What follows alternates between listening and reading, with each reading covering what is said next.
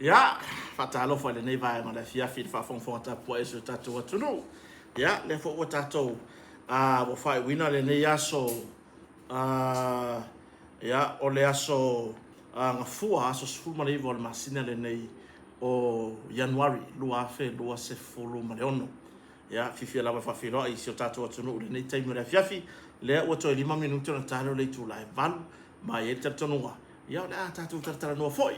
Wa mga luenga, wa mana mga luenga, ya wa tato fale fo i ainga, ila tau sa fia ngai mga luenga, ya mahalo de soi fo manuia mahalo de fo lau, ya ole nei ya soi fia mga luenga kota sa yai, ya na usumo mua kota i le tato company lango le motonga, ya ono nisi fo yo o ngā luenga, ya ngā luenga masani lava, ya pe ona yai, leo ona ngā tato company le motonga, ya o foi mai loa.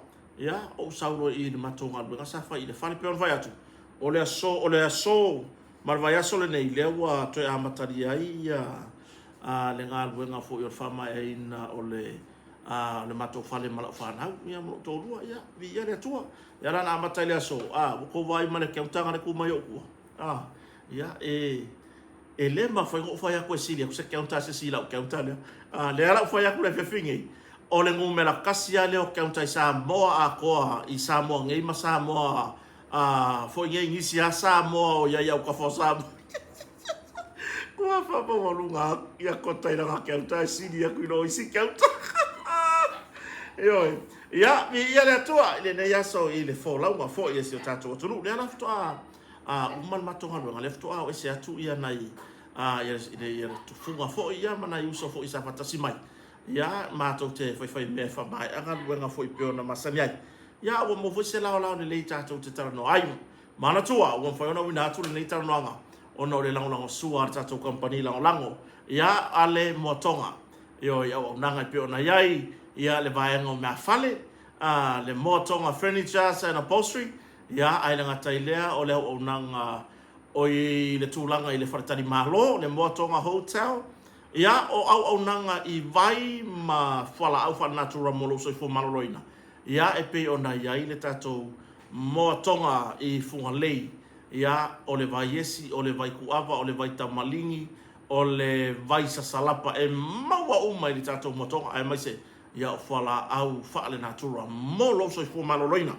ya ai ngata fo ile au nanga o tato masini o lori poso sa pusa sapa wono lori pusa sapa o se fulu awa lava ia po le lava nga luenga i fa le ia i lo fanua fa se nga luenga mo lo fanua fa to ai no se fanua fo en fa fo no matola wina ese ia se tulanga ini la pisi wa ele mana o mielo fanua se tulo ia on mato o nanga na lo ia mato masini lo ia mato lori e fa ia nga luenga le ma ese tulanga i la pisi ele o mana o mie tono lo fanua ia e mo le lava nga fa aftai le fionga ia sala ya male tato company o le motonga ya mai se fo di fale tua ya le vo wa ma wo le wo mlanga atu ya fale tua fo ya le ra tang mo afu mono sufali ya manisi fo fa nau i nisi fo fa tang wa pe o masani ya ila matanga ni tau sanga ale tato company o le motonga ya ai o lo fa muli ya le fionga ya sala pro fionga le pule ya po le fionga fa longa ya lo pe matasila ile tato company ya manisi fo fa nau fa tele ile abepea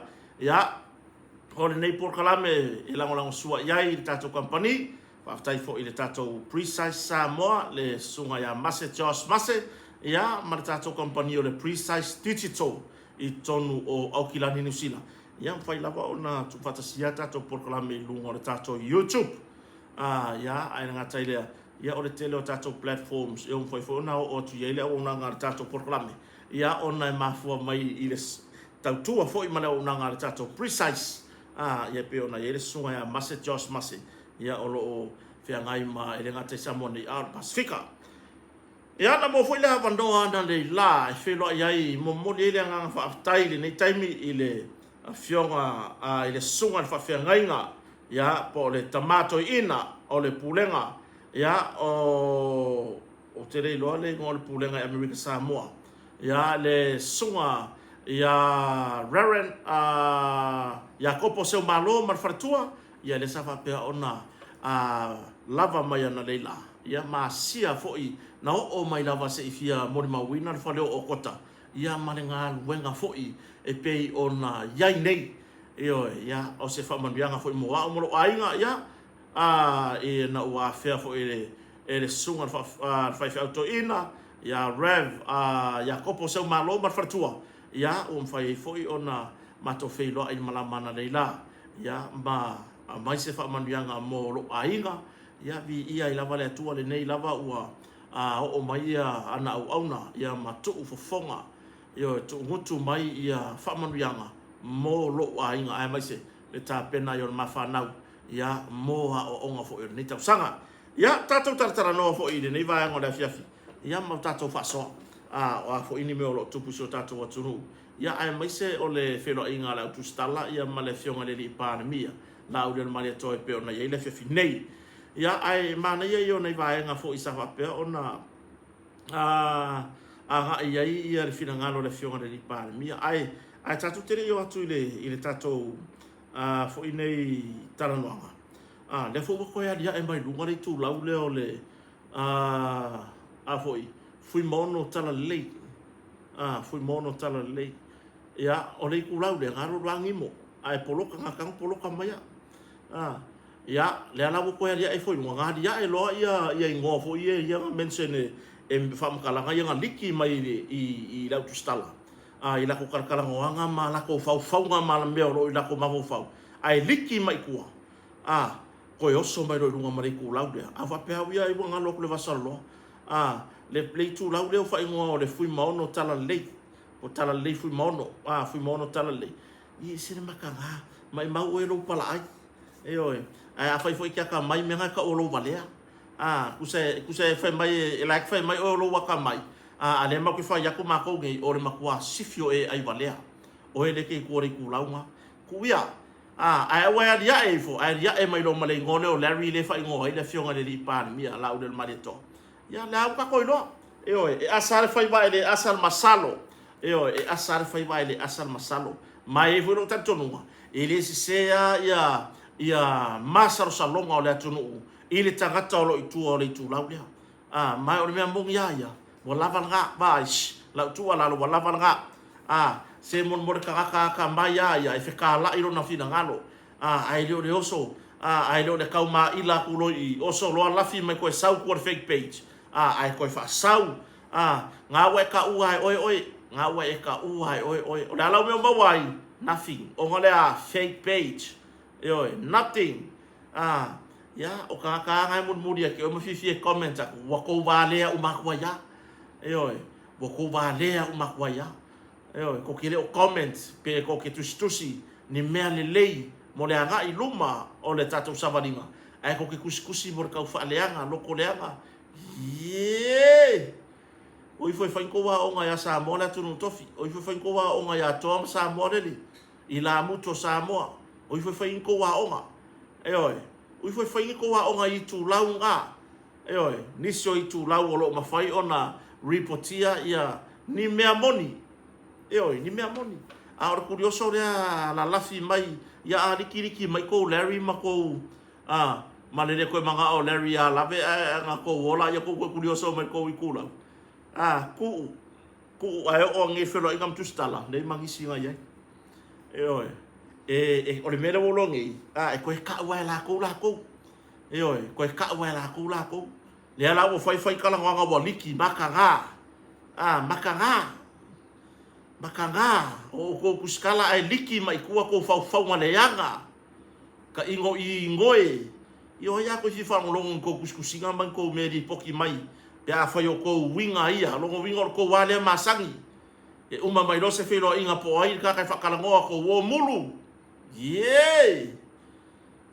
po ko so oi ko wa mio sa ole lo bagua ko ke so ai ko kinga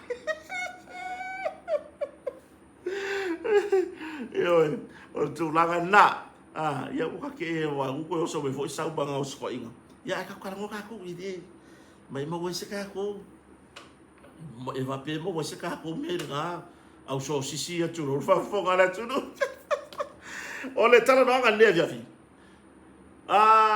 ile tofia ai o le tamai tai lo ia le to ta fa ilo fo ile to mai tai ia po le sunga ia tamata ilo ia maunga Precious Chang ia o se tamata ilo ia longa sa ave fo ia ma lani ngor ka ko vaenga le prosecution man tua sa ye le prosecution ale malo i taimi rei ta pipi le sa ta ita ia maunga Precious Chang ia le vaenga na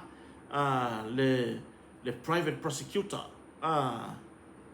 le ngotonu enna ia alwai na ye foi nai pefea ia ren ke ia ko va vai se ku nga vai ia o se tamata ilo ia le tu tau singia lai e ilo la kuskala o le tamata ilo ia fa tua le al vanga fa fai foi nei al fa tu le tu sa mo tasi le tamata ilo ia maunga Precious Chang ia o se so ninga foi mai le si foi tatu tamata ilo ia Miro Lui ya ma oingo nga ise ka kulo ia wole maua umato to suafa ai o lo sila fia ina tu no la o to tua malo o to la lango ile tato fainga malo wa nei ma na ia fina ngalo le fionga le pa mia le lau le mali to ina o tatala na to fa e tu sai ma le filifilinga po le filisilia o le tamata ilo ia Precious Chang ya maunga Precious Chang e avea ma lo ya sili le tu mau no winga ya mor kai mingei ai se i fasala lauda va noa ya em fai anko ku skal sanga ya mau nga ile va no pa fasala lau se fasala lauda va no malu le process masani fa tala noa ya ma o tu langa po yo la filia e avea matato lo ya sili ya mo le kon karate to tau sanga ia ole tu langa na fa fonga na tu no one of sitting ia le fionga le pale mia e tu stala ai sea o fili ai manino matango fie au le tali na o mai le fionga le pale mia mai mo ko yo ka lava ya pa mai le tali le fionga le pale mia ona o e ave la na fa mo mana na fa tu tuanga ile lo ia ele tu ta sitting o lo ia nei fo tu al fatu tu le tu sa mo tasi le na mafuai ona tu malo mai foi le vai nga fa fai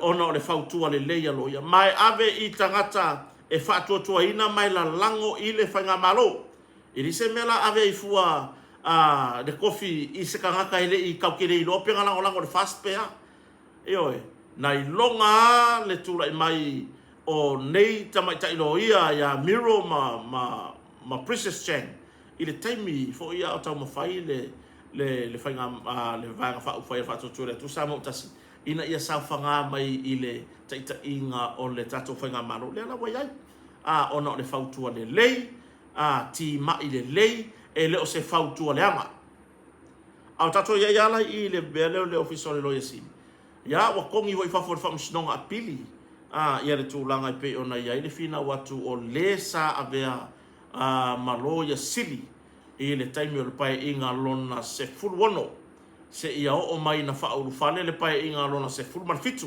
le sa avea e tamai tai pa le mia ia le safa pito po le fionga safa pito ia fia mea na mta o le mta upura le male lo ya sili sa ili na taimi iyo mai la vai na ia tato wha momonga o le tūlanga lea pe ona ave ai le officer le sa ave malo ya sili ya porta mata ya savale noa mareva Pitham Annandale ia le tūlanga fo ile tamaita i po le sa ave mpana mia le nata imi ile fa muta ai o lona ava noa o ia o le loe sili ma fautua ina ia tamaita i pana mia le al malo ina ia fa muta le toi avea o mareva po savale noa e avea malo ya sili le tunu u nata imi ia ilana lava ia mau malana ia fina wa fatu la fono ia na ia fa pe mai ai ele ai se maro si anga there was no power to remove the AG Attorney General I bet if I made from snow mo there is a power e ai le maro si anga e ai le maro si anga e ave ese ai le loya sili mai lona no foa po lona to finga loya sili ona oni mafuanga ua le whamaoni li whatinonga o ona tiute malona wala aunga o ia o se whautua i le malo ile taimi o lana kon karate. Eoe, ai peitai.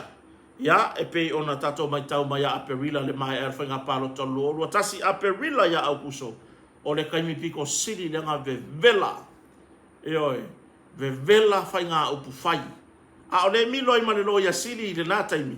Ai au mai le tu o whaia ina le whainga palota ia po le vaenga wha upu whai pui pui ia tau tangata le hero pipi. Au mai mga ienga, awale oso mai i e la lango le whainga malo wa tula i mai mawhirwhiria tangata. E rea tunu, o le whatua tua lea tu sa mo tasi. Nga e oso la ia la lango o, e koe punga la ia le inga ua sek o e fia me.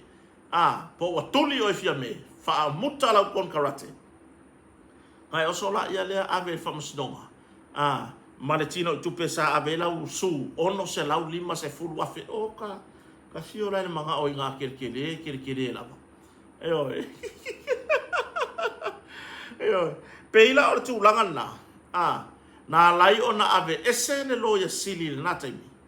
O na ua le whatua tuaina fia me na hau mi mtafa. Mai fia me, i le whakuku wainga. Le kaimi a koa le ngase a malo. Wha penga kū mai i le whainga malo ngā whiriwhiria le kū. Ngā oso kū i o. Ngā ua whi ngau mai maka upua o le piko la. A ua whaia inga. Ai a se ngā yo inga lo ya sili.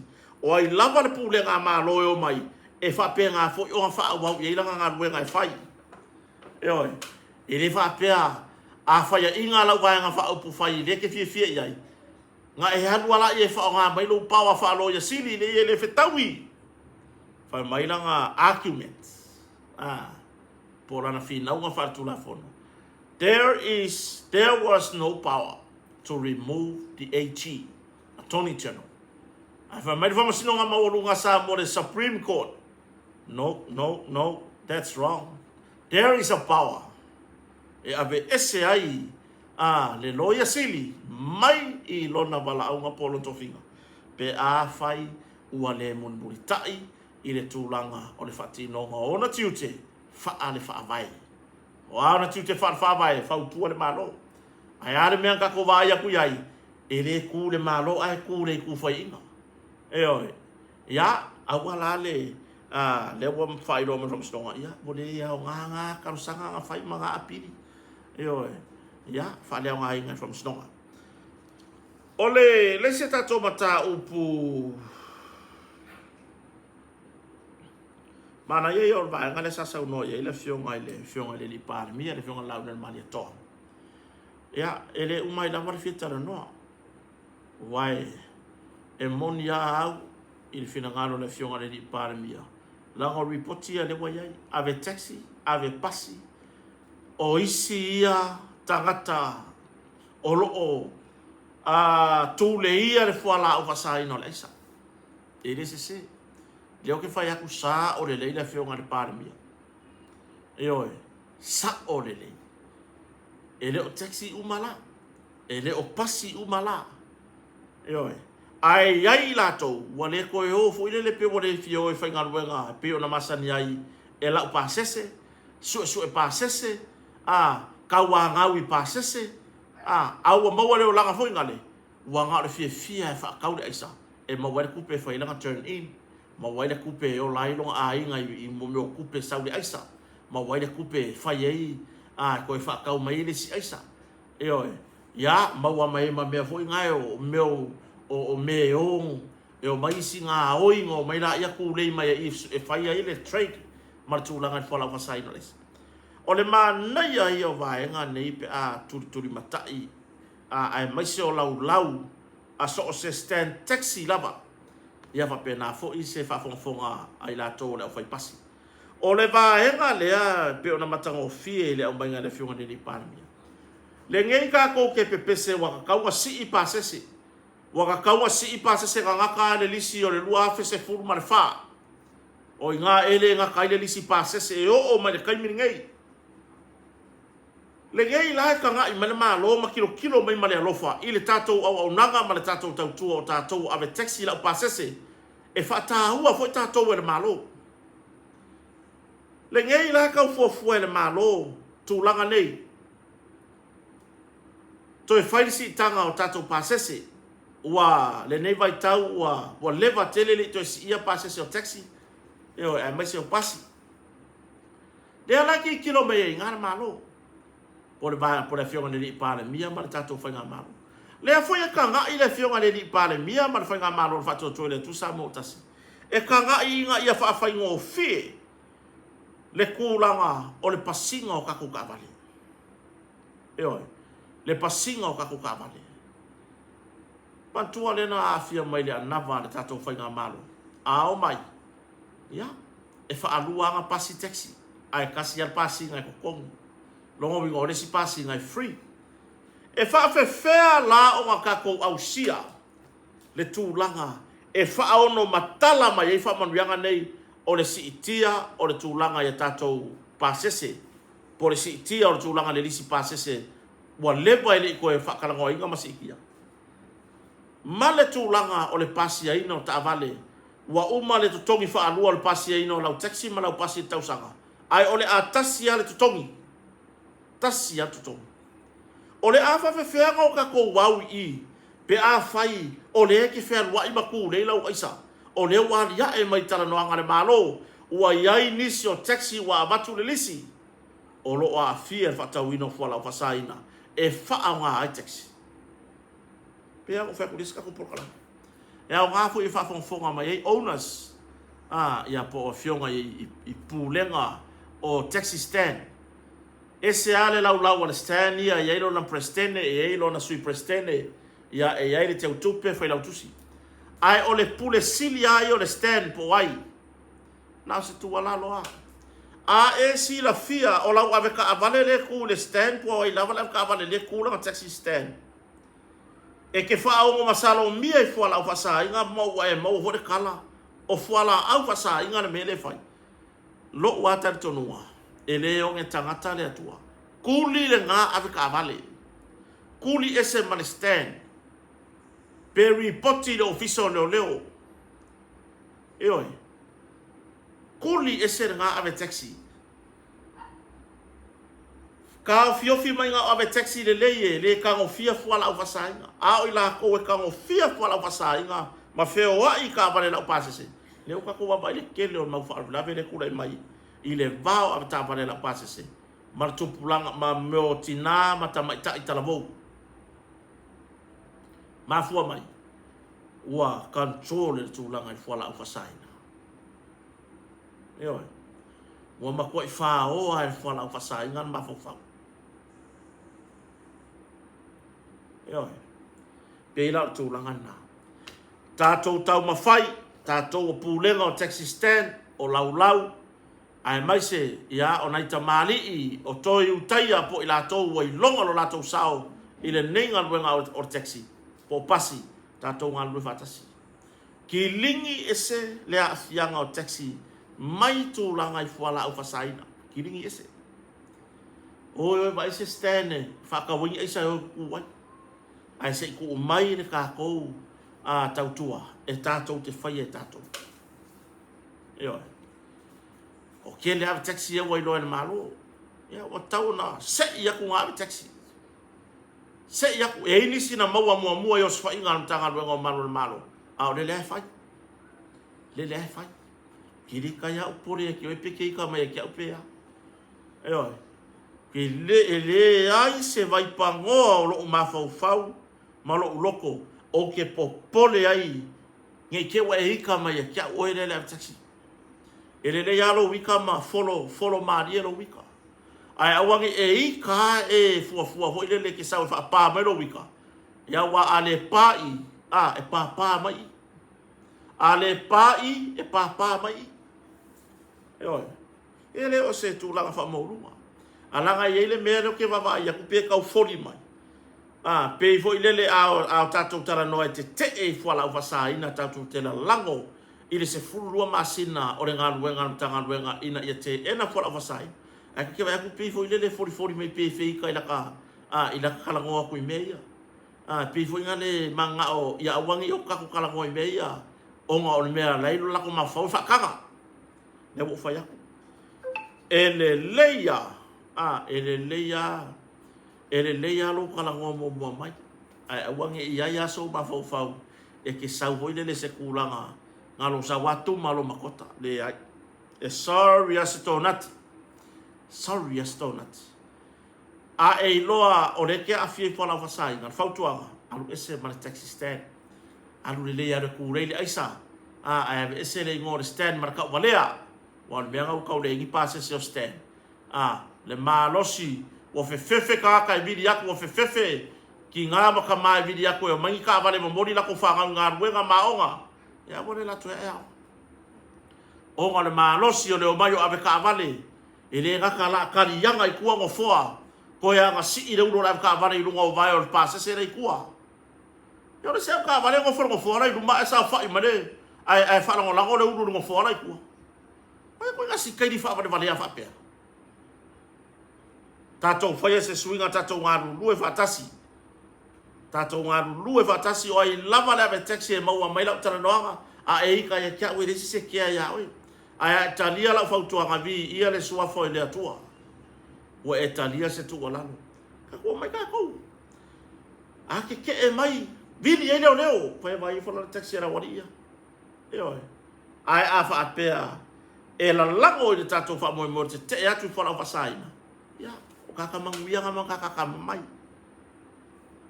ya tato to fo i le bana o fo e so le sauno anga le fionga de li palmia i leo ia bo mai tawatu oni leo sinia o ngi leo sa fa mo inga i tono tanga o le li ki ko fam kala mana i o fi ngalo le fionga de palmia o leo ngi kom karoka kakau karoka ko i fai mo lianga yo ko ai fai mori anga me on mori anga mo ke mo atu ye o le wala ve ko on ka purenga o le wala ve ko on ka purenga mare au ai aisa le ala wa liki ko fa mkalanga yo le ala wa maua oi wa ngofo lo fale wa ngolo kilo mai mako por kalame pi wa e ma awa ye so fiu la vale le ngalo lo mala mai lo fiu la vale le wa ngofo ngai wa e mafau wa peso se o que le sole olha le ai se fato fala inga discussion le ai se fato fala inga tatau i lo mafau olha ar me ka un fai wa sua malie le wa ko ka ula aisa mar ka ku le aisa momongo aku le me ki oi momongo le me ki oi momongo le me ki oi momongo wa mongo la o fia mongo e wa fiki lol momongo le ala wa fiki le momongo o le ala le mele ke fa lo ko makwa e le ngofo le mangongi fa le kongu inga ua fiki le momongo makaukia mata utia lo ora tatonua mana finga no finga palmia loka kaufia se ya fai fams dong ya fai fams dong ya loka kwai ka ko kire ma mia ko ngaka ngai ele alo lofa yo lato uso ma lato to fa fine o lo to tono ngal wenga ma wai o fefa vai mai la tala anga lofa o ele anga liki e ko fam kalanga isi o uso ale leo ma to fa fine leo ikire fa ya le mia anga o ko ela lo fa inga la ka mai fanga ka fanga mai leo ele lo o le ara nga yo inga la ia o le ala me fai di sa me fai fa pia ela ko fiola mai ngai malo ai lo la mata tonu ave loka ave se ikofo i le fare pui o nai lo la ia le anga o lana nga yo inga o le fati nonga o lana nga ruenga e makua i le anga e makua i o i lava wa le maua le faangi fo sa o ka avili ai wa nga o le mafau o le tupe maua mai ya te ila to o tau mafaina po o fa nga ina tu langa fo la fasai no isa wa yai fo ile mafau o le tanga ruenga ma le fionga le pare mia os fa inga ia na alu i savalalo mama wa mai se feki ke pua ai la to o fa tawa ia ai il no fanga ni wa e fina ngalo malo ma ta wala ma le fiona le pa mi ko kiria I kongu wa ka kiria mai o te au fo iai o te au fo iai na maua fo ile ava noa e ta wai e fai ai ni nai pisinisi so soani ainga ia o mongo ko i fu ma le aisa ko kongu e oi o mongo ko i ma le aisa ko kongu e fa kau fa kasi mai mar ke pua sau de fish and chips wa sau e ma le aisa i lunga e oi e te au laia mo tauna kilia e se nei pisinisi a fai ua afia ma ua maua e mtanga rongo leo leo I oso fa inga o le tūlanga moni lawa ia mo kau kiria mo kau ka ai whala o ia pisigisi o le e whai kou lai sengen pisigisi o le e whai whale e whai e kou pisigisi o ngā lea lea wo kou le karia le mea matango fie lea na whai ma maua i lea wano e whaatau e o tau o loa ai mai sau tūlanga I mea tau mafa ai ua kou lei e mare aisa yo e le lei ia ole isi tūlanga o fi whaasoa I fo I le lewa ngā rea fiafi I le tātou talanoa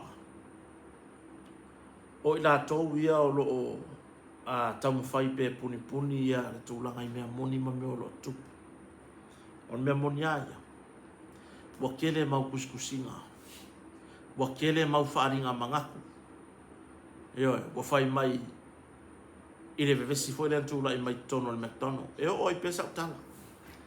O le fesidi ai e lo umawhauwha. O la ua fesidi.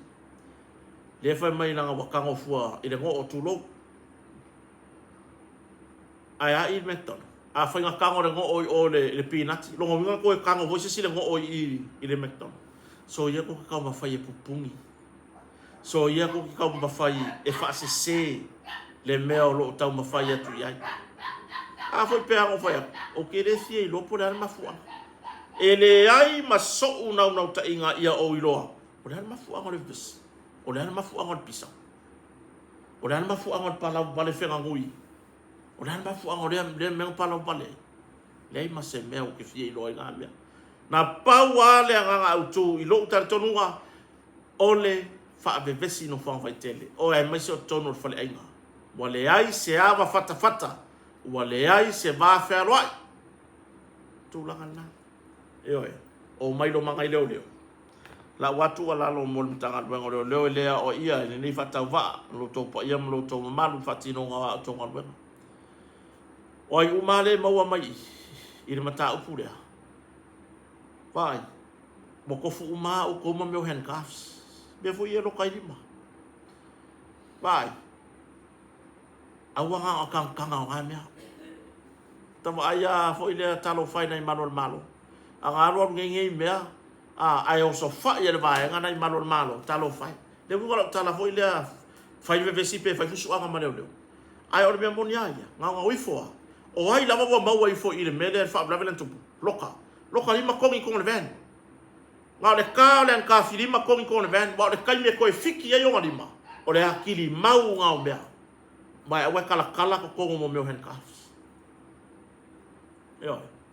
O le kai mi ai koe au ka fiki ai. Akili ai ngā mau mon mole. Mon meo le loka yo lima. Au le alau le tatunu. O le suenga po oie saa oie se. O le mea ngai whai kai le ofiso leo. E le whai ai lungo le awala. E le whai ai lungo le McDonald. Ave o mai kōle van. Lau kai le ofiso leo. Bava ai po ai. Vaku ma le markulanga ile aka lenga le maua le camera. Ia po le aka le po e maua le camera whana inga. Wha mangingo le iai. Penga kupu le meanga mafua le vesi aare mea ia. I se ngā meanga kupu. O lunga ar whemi kai. Malo vale. I se vai le menang whai mai kongo pinga. A le ngau whai aku anga po. Walaki. Wau kou laki. Wau kou wawe o ese mai mpinga ki. I re wā lea ka maki ngai whai ngaruenga ia pinga ki. E oi. Ke masalonga e wako e kasiro nguku e ke sau ngā ua lima o nguku tūlau. O le upu tūsa. La kongi e whai ale mena o le whemi kai mai fiu la vale. E lo peke al wako ngā kasiro go fonga e ke sau mane la unga. Mana kanga pepa fonga i ngā wakere mai e yo fonga. Awa, ele lei. ua le mafau foi lele ini fia malosi mana ia si kama kiki fai rasta le ngapu le nga kalango kwa ia kuli mango le fale ainga ma vala awa kui o ka ka ia ngapu leo si kau fai ma se fa alo kau fa ali le fa alo e le va pe aku mai atunu mamao o ko ia nga involve le mele I fa pe ho sesi ia la afia uma koi mako e kere ia I kalangoa u kanga kanga ia I ve silea e oi ia o tulangan na ava pe nga ia mangisi Samoa ave uma kanga kamai Samoa ngofongi ave uma ave le official leo au ko fa ia lunga I lumo le fale ainga lunga le walang ko maka upu e oi ave to tonu ta vale la u yo le official leo Olesi kangaka onga e ngaka le sia vela I le kai milei I le kumkum kangaka ai nganga kofu ai le sela I kai ai va ya ku yai maku wa salamo ai nga e oi fa kai nga la wa ku leo malo tu lo o to pa ia mo to mama la tu alalo au ko fa ngim ka fa pe mo la wala se ka le kongi ko kongu wa ka ingo ko isi mai ka nga pe foi le vai ma wala lo ngai kenge leo mangai ka mai ki leo nga ole kongi ai ko kongu vai den ka se ka ko ka fa en ka fa leo vai ko me fa ngarwenga ba ai me fa ngarwenga so sani to ngarwenga e oi loka o lima kongi kon ka vale war kaimi ai o le kaimi a ko ai o ka fike o kaimi piko sili nga mau ia meanga I lima e oi o war ku faua awangi ko faia ngia ko leo awi ko fain ko ngarwenga ni wale awala mar to tinga ina lo fatu e lo fatu ile ko kinga ina le alava ko ke fiu fa ko alanga I lo loka ai anga fa pe nga le fuli ya makalen ka fi lima ka kuro le lima e pie fiki voi lele kuri lima lo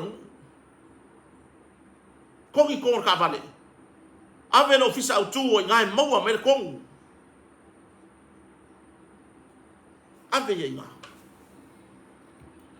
oi ave nga susue ya level vala au waska mi ki fai poni le fai rasta le e mo ya pala aiska mai ki ala vala kau fa alo ali kau fa alo o le tala si tau le ale na mali la u fa fo no I na o tau ye lan kiripi fa pe mai wa ma ko fa o ai le ava malo si le ma fa talo fa ia la fiala le me ko curioso mai mar ka ngo o le ko ke me mo ko o le ai mangingo o le kanga kai o nga wa ka fia le ava malo si e le ko e poko asa nga fa unga fai mai kasi ala ka fa alongo ka mo ringa mai ngone mele ko ka fai pupung yere bebesi e ngamu sua e makua I ngamu a sua a fa Samoa ngamu asu pe ngam pupusa ya pe mangong ya fulu oi o tulanga na ya onisi o vai nga tau sa fa pe ona o a po mo mai fata no am le fion di palmia ta pena le malo pe on sa no le fion palmia ta pena le malo mo se me alo fa ma avenga mo le to fo yo alum fa na da no winga so ye ia le vevesi pasenge no pifa ai fai mai pasenge o fa ye ka fa o mai nga pia ai le ya o nga fa ngau fai mai pasenge al malo pe fai mai ngai me alo fa e fa ye ka fa o nga a o lua makua ai ai le o nga ko o ngai fa ngau yo la ko o fa o nga kuai fa o nga ka le o sa no la fion pa le mia va so fo fa ai lo mai le me alo fa le malo e tu sai mane tulanga ile tapenanga mo le toya e o fa na uda no winga o fua onga piri a onga wa uma o le ako a onga se vai a onga o pa o fa ile ulu o fa na utene o futa alo le a onga o le solo tulanga na awa ka ko ke vinga I menge ai uma nge wa maua ai vai le pa ku yo farkalapu ele au mai ele maro ke ro ke fai lo mi mika yo farkalapu Whaaonga le lei ma le tatau pe a tau nuu me alofa ia na malo mortoia e o nei whanau dao. Se a monge au whaku se lua ingu wa lava ngā makokoi. Ai kako usanga iange e ave le wha mua mua i le mea le mafua anga o le mea alofa. Po le package. Le ara mo tapena le tatou whainga malo mole back to school 2026. Ia, o tūlanga lana. O le atuanga nao se tatou taranoanga le nea fiai whaftai tere lava le atunu upele. Ta mama tina mātutua o nei whawhia ngainga mo latou wharetua. Ia ai maise. Ia. Le tapua inga se o tatou atunu u iona i tū ese. Ioi. O tōwolo ai tau malele ia tunu mamao. Ia, wha malo, wha whetailo tō sao tāua i se o tatou atunu. Wo tō whatūlanga se mea le lei mo mātou. O lo no nofo i Samonei. Noi.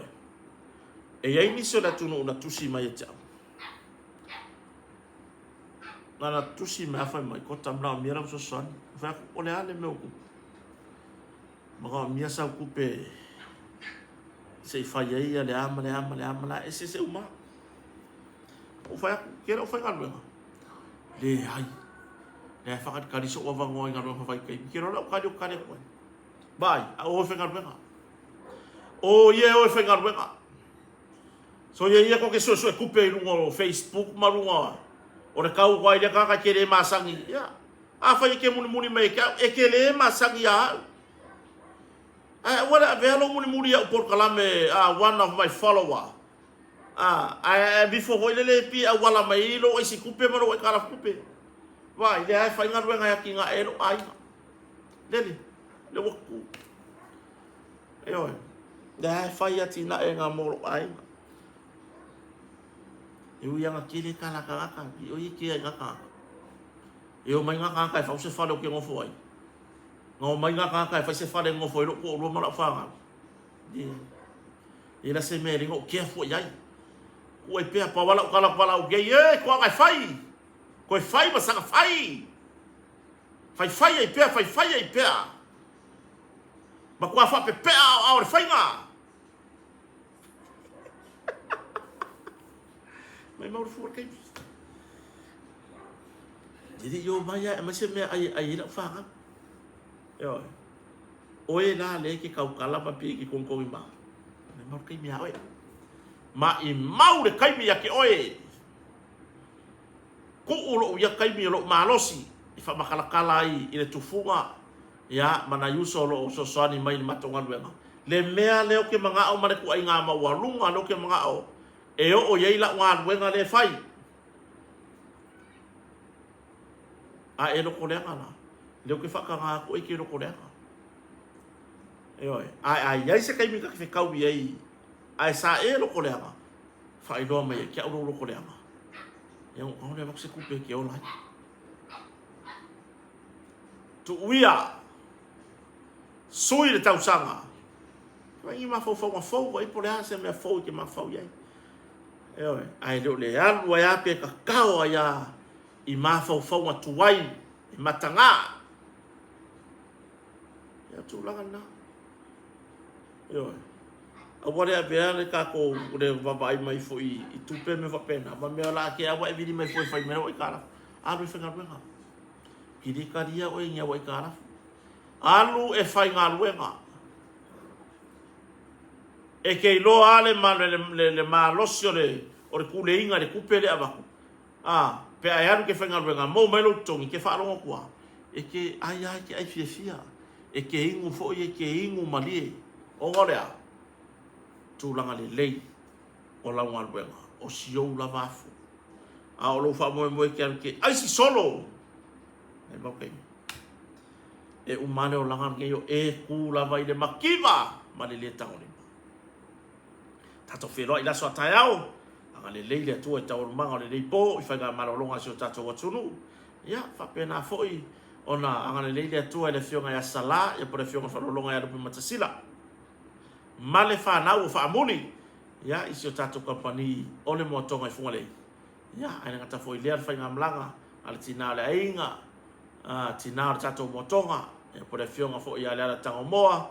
ya foi maono sofali ya lo malanga tu mau nisi fo fa tau ngata to company ya mo rea i luma fa tai le tunu le mai pero to taimi taua tatu te ba tai fa tai de precise fa tai suga mase jos mase foi ona au mai na tau tua ma tu fatasia por klame lu ngore YouTube fa tai mo wesa se leni mo sa tala vi ia le tua fa manuel le tua i tatu company fa manuel le tua le company i tatu mo tonga la sua ina ia fatu mawina lona lo fam lona ngalelei ai nga tai le ole fia fiso soani ya la to mo mien so soani anga leila to fa nga malolo le ne fiafi ya tato filo itayao pe au dia lo fam langa le le tua ai mo le tai minei fa so foia